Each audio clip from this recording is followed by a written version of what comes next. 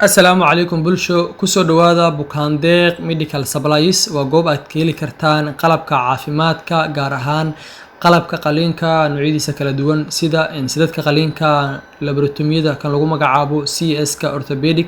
instrumentiska iyo kuwa la xiriira sida delivery ama dhalmada marka la sameynayo kuwa la adeegsado kuwa dressing ama dhaymada lagu sameeyo oo kale iyo sidoo kale qalabka qaliinka laparoscope-ka laserka Soomaalidu u taqaano qalabkiisa sida trokayga oo kale laparoscopic instrumentiski la isticmaali lahayo kale sida kameradii oo kale ama clip-yada iyo waxyaabihii loo isticmaali lahayo kale sidoo kale hernia mesh oo ah repair-ka markii heernada lagu sameynayo kale qalabkii loo adeegsan lahaa markii qaliinka la sameeyo kale qalabkii lagu sterilization gareyn lahaa sida istuufadii oo kale